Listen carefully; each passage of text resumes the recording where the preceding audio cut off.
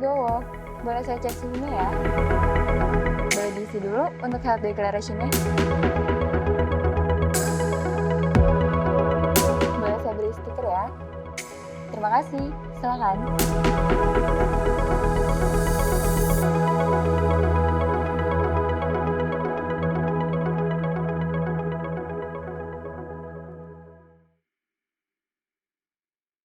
Selamat datang kembali di Cinepod, sebuah konten yang bakal ngomongin film-film Indonesia dan tentunya isu-isu yang lagi panas, yang sekarang itu adalah Festival Film Indonesia. Gue Reza Mardian dan gue akan jadi host lo semua, dan welcome di kanal YouTube channel Go Work. Nah, buat lo yang mungkin baru nonton, silahkan ditonton, because if you love Indonesian film, then you're going to love this content. Nah, pada kali ini kita akan bahas film atau isu yang sebenarnya baru hot banget nih, karena beberapa waktu lalu baru diumumin. Fakta bahwa Impetigore atau Perempuan Tanah Jahanam merupakan official submission untuk the 93rd Academy Awards untuk kategori International Feature Film. Nah, seperti yang lo tahu, beberapa pendahulunya itu tahun-tahun sebelumnya itu kita udah pernah ngirim 2 tahun terakhir itu 2018 kita ngirim Marlina dan 2019 itu kita ngirim Kucumbu Tumbuh Indahku. Nah, jangan khawatir, mengirimkan submisi bukan berarti itu kita actually landing a nomination. Karena sebenarnya kita bakalan bersaing, berkompetisi dari paling enggak sekitar 90 negara yang tiap tahun langganan mensubmit film-film untuk masuk nominasi ini. Ada South Korea, ya kita tahu lah Korea Selatan, biarpun bahasanya bahasa asing gitu kan, tapi secara industri mungkin jauh lebih advance daripada kita gitu kan. Ada India juga, ada Spanyol, ada Prancis, so it's going to be a very tough competition. Beberapa info yang juga udah keluar itu, Malaysia juga submit film horor, yaitu Roh, Singapura submit Wet Season, dan True Mother disubmit oleh Jepang. Jadi it's going to be an interesting year, gitu kan. Nah, jadi sekarang itu adalah caranya gimana ya sebuah film itu bisa land on nomination, karena faktanya, pertama, dari 90 film-film yang disubmit ini, mereka harus di shortlist dulu nih oleh Academy. Ada sekitar 9 atau 10, dan so far kita belum pernah lolos shortlist. Marlina nggak lolos shortlist, Kucumbu belum lolos shortlist, so can Impetigore lolos shortlist? Baru setelah di shortlist, para voters Academy atau Oscar akan vote dan film itu akan masuk nominasi. The question is, how are we going to do that? How are we going to ensure Impetigore atau Perempuan Tanah Jahanam bisa membawa baik nama Indonesia untuk pertama kalinya menjadi film yang dinominasikan di Academy Awards untuk ajang International Feature Film. Gue akan bahas secara serius tapi santai. This is Cinepod.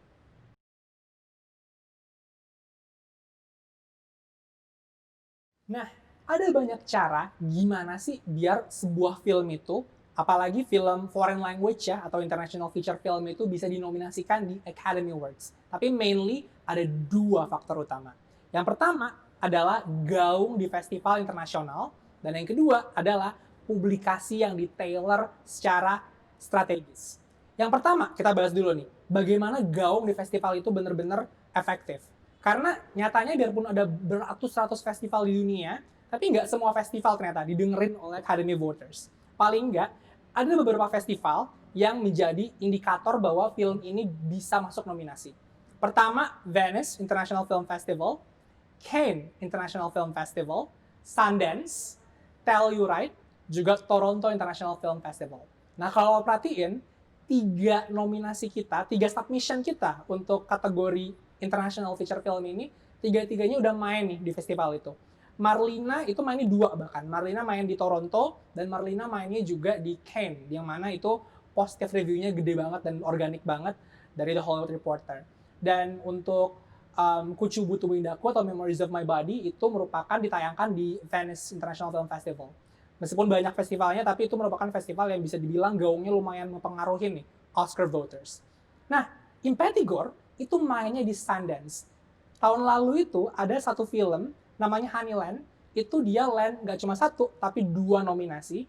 Yang pertama dokumenter, dan yang kedua juga International Feature Film. Dan Honeyland itu merupakan film pertama yang land di nominasi International Feature Film dan juga dokumenter. Nah, itu artinya Sundance juga merupakan salah satu festival yang bisa dibilang strategis untuk mengkampanyekan film-film yang most likely bisa land a nomination di Academy Award. So that was a good start. Festival create buzz. What's next? Publishing or publicists yang di-create naratifnya dengan cara efektif. Gimana caranya?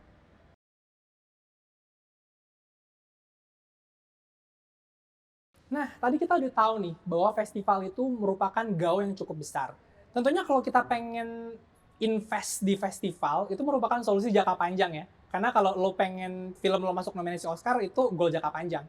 Tapi kalau lo pengen submit film ke festival, maka lo suka nggak suka harus mulai memetakan nih festival mana yang possible buat lo submit gitu kan. If you're a filmmaker, of course gitu.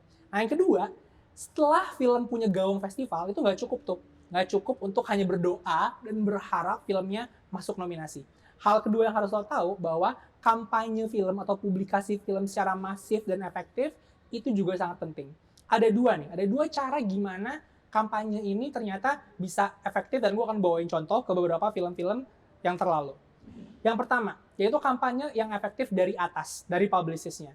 Contoh, yang berhasil banget menggunakan kampanye ini adalah Netflix untuk film Roma. Itu merupakan foreign language film tahun 2018, ya, yang disubmit untuk Oscar 2018. Dan Roma itu sebenarnya bisa dibilang, well, it's because of Alfonso Cuarón. Who doesn't know Alfonso Cuarón, right?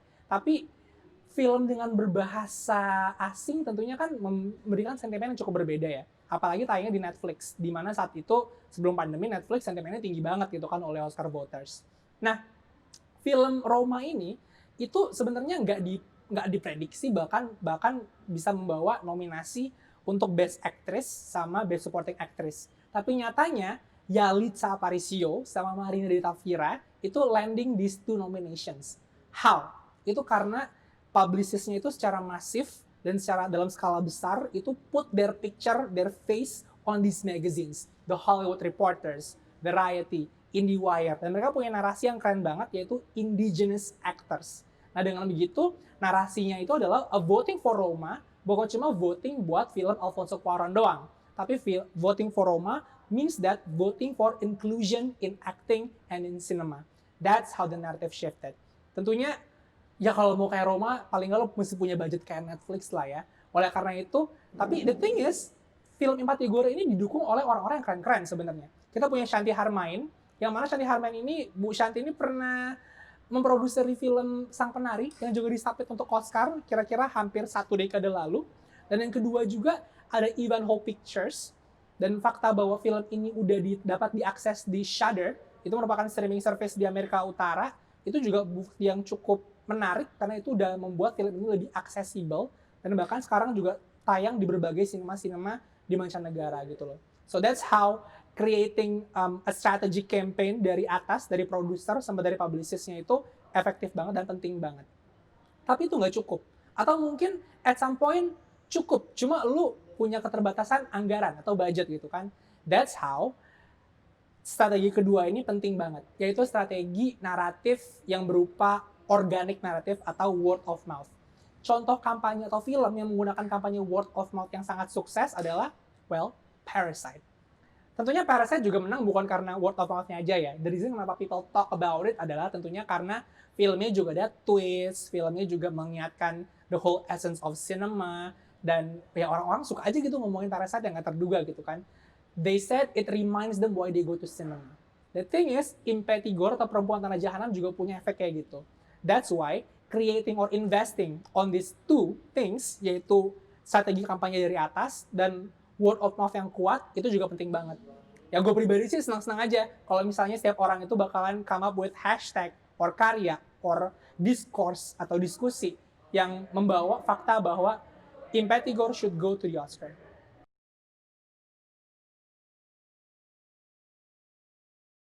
Welcome to the funnest session, the fun prediction. Nah kali ini kita akan bahas kategori yang seru banget, yaitu kategori nominasi penulis skenario cerita asli terbaik atau original screenplay.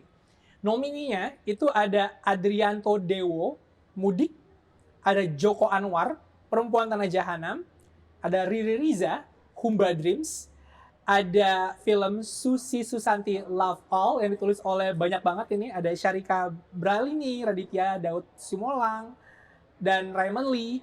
Lalu juga ada Yosep Angginun di film Science of Fictions. Dan terakhir ada Mountain Song yang ditulis oleh Yusuf Raja Muda.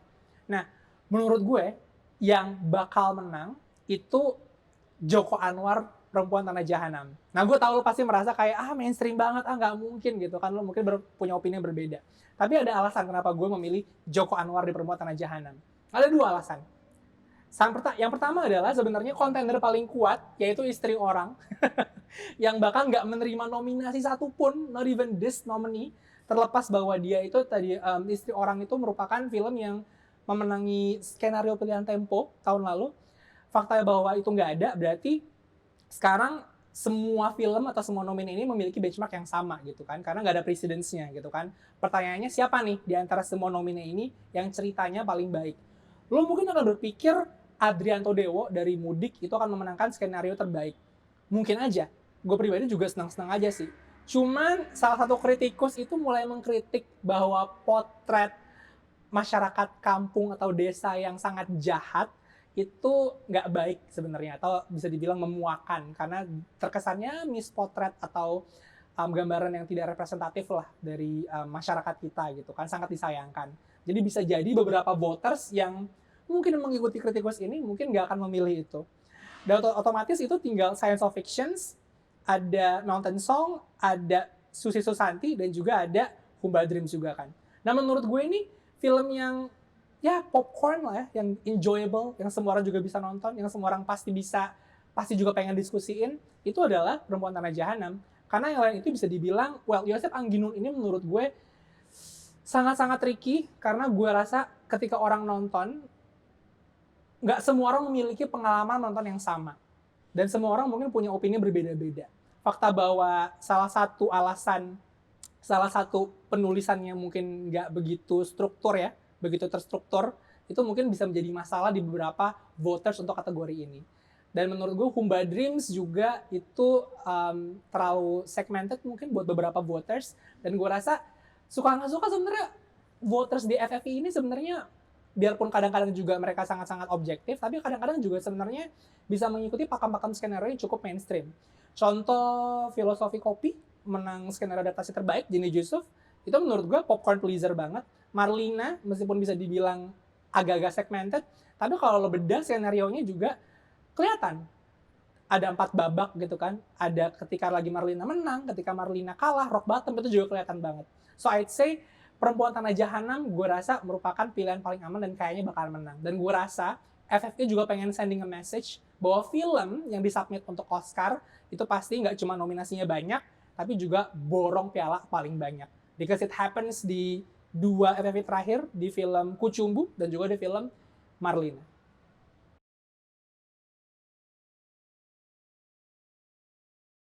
Nah, kategori berikutnya adalah kategori juga penulis, tapi skenario adaptasi terbaik. Nah, ini gue agak sedih sebenarnya ketika mengetahui pengumuman ini, karena cuma 2 film yang dinominasikan untuk kategori ini. Yaitu ada Ernest Prakasa dan Meira Anastasia di film Imperfect, dan ada Joko Anwar di film Ratu Ilmu Hitam. Nah, gue rasa it's a clear win ya. It's a clear win. I think yang akan menang, dan pasti menang kayaknya, itu Ernest Prakasa dan Meira Anastasia. Kenapa? Mungkin 2 hal. Satu, karena fakta bahwa Ernest ini nggak dinominasikan di kategori sutradara, itu menurut gue cukup sending a message bahwa film ini kuat dari segi naskahnya, bukan dari segi gimana sutradara mewujudkan visinya. Nah, oleh karena itu, gue rasa ini merupakan contoh film yang heavy banget secara substansi di naskah gitu. Dan yang kedua, gue rasa kreativitas yang dilakukan Ernest dan Meira dalam mengadaptasi buku Meira dalam judul yang sama itu menurut gue 2 kali lebih susah daripada bagaimana Joko Anwar mengadaptasi Ratu Ilmu Hitam. Yang mungkin bisa dibilang Ratu Ilmu Hitam juga beda ya takeaway-nya, tapi gue rasa secara struktur, secara nyawa itu paling enggak Ratu Ilmu Hitam mungkin nggak sesusah dari ketika bagaimana Meira mengadaptasi curhatan-curhatan dia. Yang sebenarnya kalau lo baca bukunya, itu nggak ada plotnya sama sekali gitu loh. Jadinya gue rasa untuk alasan itu, Meira dan Ernest akan ngebawa Piala Citra. Ini akan jadi Piala Citra Meira yang pertama, dan akan jadi Piala Citra Ernest yang kedua. So, congrats, I could give you the trophy right now, except I can't. So let's see who will win the trophy.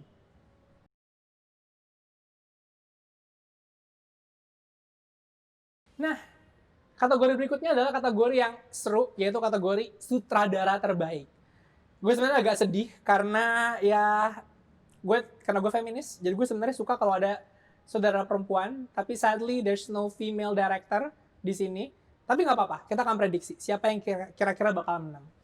Nomininya, yang pertama ada Fauzan Rizal dari film Abrakadabra, Joko Anwar, Perempuan Tanah Jahanam, Riri Riza, Humble Dreams, Sim F, Susi Susanti Love All, dan yang terakhir Yosef Angginun, Hiruk Pikuk Alkisah atau The Science of Fictions. Pertama gue agak kaget ya sebenarnya Fauzan Rizal ini bisa masuk ke nominasi sutradara. Tapi gue rasa memang film kayak Abrakadabra itu memang film yang berat banget bagaimana sutradara ini mewujudkan visinya. Jadi ya kalau gue dengar kritik-kritik dari yang nonton gitu kan, Abrakadabra ini kan sebenarnya film yang mungkin bisa dibilang eksperimental atau mungkin kayak lebih main dari segi visual daripada segi struktur narasi. Jadi fakta bahwa Fauzan Rizal dinominasikan menurut gue ini juga memberikan ruang bagi sutradara. Ini juga message gue rasa yang pengen dikirim oleh FFI kepada sineas bahwa hey, kalau lo mau bereksperimen, sineas kita sangat-sangat mendukung lo. Buktinya kita mau nominate film Abrakadabra dan Fauzan Rizal. So bravo on that. Tapi menurut gue, I don't think Fauzan Rizal bakalan menang. Because I think ini adalah kompetisi clear antara dua orang, yaitu Joko Anwar di film Perempuan Tanah Jahanam dan juga Yosef Angginun di film Hiruk Pikuk Alkisah. Gue akan bedah kenapa yang lain mungkin nggak begitu banyak voternya. Nomor 4, Sim F, I think the fact that he lands the first nomination, menurut gue that's a good enough effort. Dan gue rasa film kayak Susi Susanti itu beneran kayak paket lengkap yang mana mungkin gue pribadi sebagai penontonnya, it's hard untuk mengetahui bahwa oh ini signature Sim F karena gue nggak punya komparasi gitu loh. Dan gue rasa voters FFI juga memiliki masalah yang sama gitu loh. Nah, kalau beda mungkin dari Riri Riza yang mungkin kayak biarpun filmnya protagonisnya cowok, mungkin lo bisa ngeliat nih bahwa signature move-nya Riri Riza nggak pernah hilang. Bahwa di sini biarpun ya perempuan diletakkan sebagai objek gitu ya dari male gaze-nya protagonis di film Humble Dreams, tapi Riri Riza masih memberikan ruang berempati kepada karakter protagonis perempuannya di filmnya gitu kan. Itu makanya yang masuk nominasi Best Leading Actress-nya adalah protagonis perempuannya dan yang cowoknya enggak gitu kan. Nah, gue rasa it's a clear battle between Joko Anwar sama Yosef Angginun. Yosef Angginun ini udah memenangkan sutradara pilihan Tempo, dan seperti yang lo tahu, menurut gue film pilihan Tempo itu memprediksi banyak FFI palingnya 2 tahun terakhir lah ya, dari film dari Nugroho misalnya kemarin menang, juga kemarin Mouly Surya juga menang ketika 3 tahun lalu di film pilihan Tempo. Dan gue rasa Yosef Angginun ini mungkin banget menang karena gue rasa narasi bagaimana film ini beroperasi itu bukan dari skrip tapi dari visi sutradaranya. Fakta bahwa mungkin kalau lo nonton lo bisa berpikir ini film ngomongin soal 65, atau mungkin lo bisa berpikir bahwa ini film ngomongin post-truth, atau lo bisa ngomongin ini film ngomongin sosial media, itu menurut gue mengingatkan alasan kenapa kita nonton film. Karena film itu nggak membatasi interpretasi penontonnya. Dan gue rasa sutradara-sutradara juga akan suka dengan bagaimana si Yosef Angginun juga nge-package film ini. Dan gue rasa voter FFI juga akan suka dan mau vote itu. On the other hand, menurut gue, Perempuan Tanah Jahanam yang didirect oleh Joko Anwar ini juga gue rasa patut untuk diwaspadai. Karena gue rasa, I almost think waktu Pengabdi Setan, Joko Anwar menang, tapi tahun itu kan kalau nggak salah yang menang sutradara itu bukan, gue lupa siapa, tapi bukan Joko Anwar. Kalau nggak salah dari Night Bus. Or, I forgot. Tapi gue rasa ada precedence di mana Joko Anwar itu udah punya visi yang baik tapi belum dimenangin gitu. Dan gue rasa ini juga bakal memberikan simpati vote dari FFI voters gitu kan. Dan fakta bahwa terakhir itu kan Joko Anwar menang itu kan di film Copy of My Mind untuk Best Director. Itu menurut gue lumayan lama dan gue rasa ini momentum yang tepat untuk mengingatkan kembali that we need director with strong vision like Joko Anwar. Kalau lo penonton setia Joko Anwar, gue rasa lo bakal tahu bahwa Joko Anwar ini punya signature yang pasti nongol di tiap filmnya. Salah satunya For Some Reasons dia selalu nge-feature perempuan-perempuan yang lagi hamil gitu, atau selalu adegan kejar-kejaran gitu kan. Jadi gue rasa ini jadi momentum yang pas juga sih kenapa Joko Anwar juga bisa jadi memberikan simpati vote.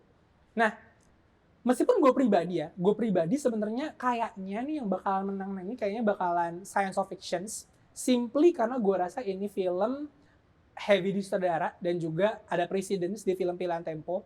Jadi gue rasa science of fictions bakalan menang di kategori ini.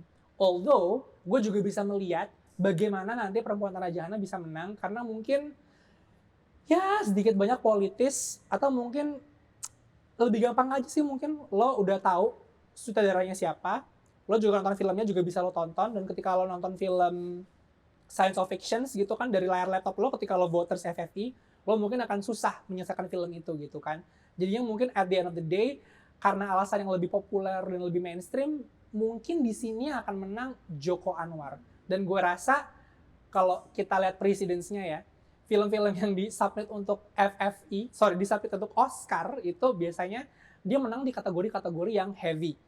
Dari segi naskah, dari segi sutradara, dari segi film, bahkan juga dari segi pemain-pemainnya, best actress atau best actor. Dan gue rasa di sini Joko Anwar bisa menang, considering the fact that mungkin Tara Basro mungkin nggak menang untuk kategori lead actress. So this might be the year of Impe Tigor or Perempuan Tanah Jahanam.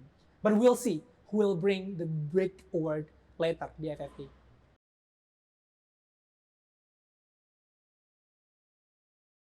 Kategori yang paling seru sebelum kita bahas ke kategori yang nanti mungkin lebih kecil-kecil dan lebih segmented adalah nominasi film cerita panjang terbaik atau Best Picture. Nah, ini kita ada 6 nominasi nih. Kita akan bahas satu-satu dan kita akan prediksiin siapa yang akan menang dan membawa Piala Citra untuk kategori film terbaik. Pertama ada The Science of Fictions atau Hiruk Pikuk Alkisah. Yang kedua ada Humba Dreams. Ketiga ada Mudik. Keempat ada Perempuan Tanah Jahanam. Dan yang terakhir ada Susi Susanti Love All. Nah mungkin sebelum kita bahas satu-satu, kita bisa tahu lah ya, bahwa message apa sih yang dicoba diutarakan oleh FFI melalui film terbaik atau film cerita panjang terbaiknya di FFI tahun ini. Bisa dibilang mungkin ini ngomongin soal inclusion, bisa dibilang ini juga ngomongin soal diversity. Karena paling nggak di sini kita bisa tahu masyarakat kampung yang dipotret dari film seperti Mudik dan Humba Dreams. Kita bisa melihat disparitas lah gitu ya antara urban dan mungkin yang lebih rural. Kita juga tahu bahwa ini film-film yang dirayakan ini mungkin memiliki proporsi lead acting yang protagonis perempuan yang juga sangat-sangat kuat. Ada Susi Susanti Love All, Perempuan Tanah Jahanam, biarpun nggak disutradarai oleh saudara perempuan gitu ya. So it's all about inclusion, diversity, dan gue rasa ini merupakan semangat FFI yang patut dijaga dan kita acungi jempol. Come to think about it, tentunya predictable, karena ini komitenya salah satunya adalah Tehnia Dinata. Nah, sekarang kita prediksi nih, siapa yang bakalan menang. Menurut gue kan eliminasi satu aja ya. Menurut gue rasa sulit untuk memenangkan Humba Dreams. Karena gue rasa fakta bahwa ini film menerima 6 nominasi. Pertama mungkin bedanya FFI dari Oscar itu, dari segi voting film terbaik adalah, kalau di Oscar itu mereka menggunakan preferential ballot. Misal, kalau ada 6 film, maka nanti gue akan ngevoting film ini dengan angka 1, 2, 3, 4, 5, 6. Dan tentunya angka yang gue kasih 1, nanti skornya bakal lebih tinggi. Dan nanti akuntannya atau yang hitung ballotnya bakalan menyesuaikan. Tapi di FFI, itu masih menggunakan sistem voting 1. Misalnya gue milih Humba Dreams, maka voting dari gue cuma Humba Dreams doang. Otomatis nanti mereka menggunakan simple majority gitu kan. Nah, menurut gue it's hard buat menangin Humba Dreams karena ada lebih banyak film-film yang lain yang mungkin lebih relevan dengan situasi film yang lebih yang ada sekarang gitu ya. Meskipun kritik Humba Dream itu menurut gue sangat-sangat baik, fakta bahwa mungkin ada perbedaan lintas zaman gitu ya. Kan di situ protagonisnya kan dia nggak ngerti penggunaan film yang bukan digital gitu kan, dan gue rasa ini kritik yang sangat pedas untuk industri film kita. Tapi sulit mungkin, tapi film yang sangat intim kayak gini mungkin nggak banyak nih voternya gitu. Ada yang mungkin voting, tapi gue rasa voters kita bakal lebih suka vote film-film yang mungkin lebih ya feel good gitulah. Dan mungkin fakta bahwa mungkin di sini nggak banyak aktor gitu ya di balik Miles tahun ini, mungkin itu juga akan mempengaruhi simpati vote gitu kan. Jadi Humba Dreams kita kesampingkan dulu. Another thing adalah mudik. Gue rasa, Adriano Dewa ini kemarin kan dia juga menang ya untuk Tabula Rasa, dan dia nggak menang Best Picture. Dan meskipun gue denger skripnya juga kemarin di-develop gitu kan, dan skripnya dipuji-puji, tapi dengan adanya kritik yang mungkin bilang bahwa ini tidak memotret masyarakat pedesaan dengan positif, gue rasa itu juga akan mempengaruhi voter-voter FFI. Dan again, gue rasa karena lifelike picture itu mungkin sekarang nggak banyak ya bintang di baliknya, dan mengingat banyaknya voters FFI sekarang itu nggak banyak yang kayaknya terafiliasi dengan lifelike, unless filmnya mungkin kayak gede banget gitu, dan filmnya mungkin kayak mainstream dan semua orang bakalan suka, gue rasa sulit untuk membuat film mudik ini mungkin menggait simpati yang cukup banyak. There will be some voters, tapi I'm not sure vote-nya bakalan melebihi dari simple majority. So, I don't think Mudik will bring the home prize. Nah, gue rasa kita udah mulai masuk ke 4 film yang lumayan kuat nih di sini nih. Science of Fiction, Imperfect, Perempuan Tanah Jahanam, dan Susi Susanti. Nah, ini menurut gue divisive. Gue bisa melihat kalau tiba-tiba Imperfect menang, karena Imperfect menurut gue narasinya kuat banget, dia ngomongin perempuan, body image gitu kan, discrimination, insecurity, dan gue rasa lo nggak butuh terafiliasi dengan film-film starvation buat voting film yang value universal kayak gini. Dan gue rasa gue bisa ngelihat, considering the fact that banyak banget sebenarnya voters yang juga perempuan, gue bisa lihat bahwa Imperfect nanti bisa menang. Tapi karena kepentingan politis juga, gue rasa mungkin yang menang bisa jadi Perempuan Tanah Jahanam. Karena 1, nominasinya paling banyak, 2, disubmit buat Oscar, dan gue rasa there have to be reasons, strong reason lah ya, bahwa film-film yang dinominasiin ke Oscar ini juga paling nggak membawa big prize, which I think is film panjang terbaik gitu. Nah, itu menyisakan kita pada 2 film terakhir, yaitu adalah Susi Susanti Love All, dan juga Science of Fictions. Nah, Science of Fictions itu gue bisa melihat dia menang karena dia menjadi film pilihan Tempo tahun kemarin, 2019. Tapi considering dan tahun terlalu itu sebenarnya Perempuan Tanah Jahanam juga eligible. So fakta bahwa Perempuan Tanah Jahanam bukan jadi film pemenang Tempo, gue rasa ini jadi sending message yang kuat banget.